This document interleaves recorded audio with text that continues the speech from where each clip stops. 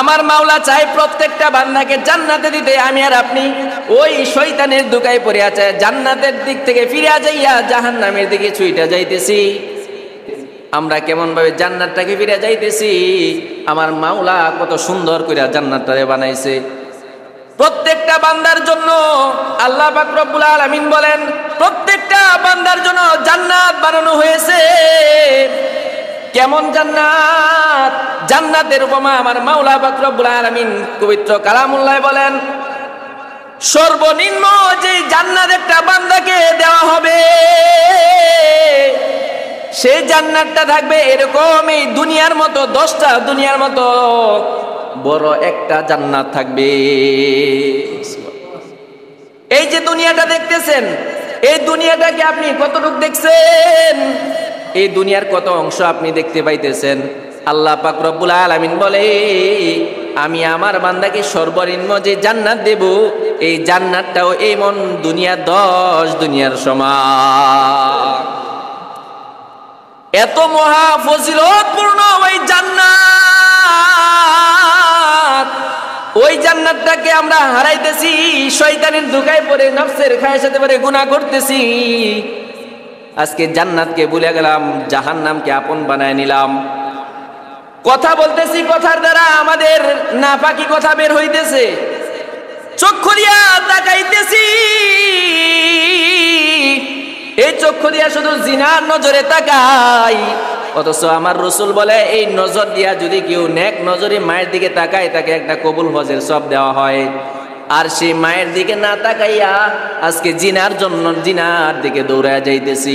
সর্বনিম্ন জিনাকারী যে শাস্তি হবে,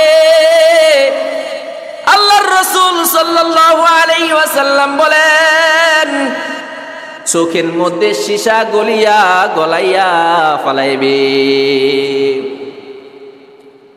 জবান দ্বারা যদি জিনা করি, জবান দ্বারা আবার কিভাবে জিনা হয়? জবান দ্বারা যদি মানুষের গীবত বলি, অহেতুক কথাবার্তা বলি, তাহলে আমার জবান দ্বারা গুনাহ হবে। এই জবানের কারণে অধিকাংশ মানুষ জাহান্নাম। এই জন্য মুসলমান তো কথা বলবে, 1000 বার চিন্তা করার পরে একটা কথা বলবে, এটাই তো মুসলমানিত্ব। মুসলমান তাকাবে, 1000 বার চিন্তা করে একদিকে তাকাবে। মুসলমান হাঁটবে তো হাঁটবে, 1000 বার চিন্তা করে একটা পাকে তার সামনে অগ্রসর করবে। মুসলমানের অবস্থা এমন হয়েছে, মুসলমান সে নিজেই জানে না আমি মুসলমান, সে নিজে মৃত্যুবরণ করতে হবে এটাও জানে না সে মুসলমান।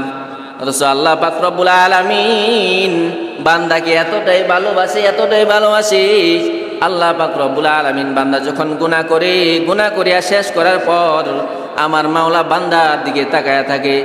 আল্লাহ রব্বুল আলামিন বান্দার দিকে তাকায়, গুনার রত অবস্থায় বান্দার দিকে তাকায় রইল মায়ার নজর দিয়া। বান্দা যখন গুনাহ করে শেষ করে, আমার মাওলা কুদরতি নজর দিয়া বান্দার দিকে তাকায়া থাকে। বান্দা যখন আল্লাহ পাক রব্বুল আলামিনকে মাওলা বলিয়া ডাক দেয়, আমার মাওলা এতটাই খুশি হয়, বান্দার জিন্দেগীর সমস্ত গুনাহ খাতা মাফ করে দেয়। আমার মালিক চাই আমি জান্নাতে যাই, আমি চাইতেছি জাহান্নামের দিকে। এই জন্য আল্লাহ পাক রব্বুল আলামিনের ইবাদত করতে হবে। আমি আর আপনি যদি ইবাদত করতে পারি, মাওলার ইবাদত করে দুনিয়া ছাড়তে পারি, আল্লাহ পাক রব্বুল আলামিন আমার জন্য বিশাল জান্নাতকে সাজাইছে, যেই জান্নাতের ভিতরে দৃশ্য কোনো চক্ষু কখনোই দেখে নাই। এই জন্য জান্নাতে যাইতে চান নাকি? ইনশাআল্লাহ। তো জান্নাতে যাইতে গেলে আমল করতে হইব না?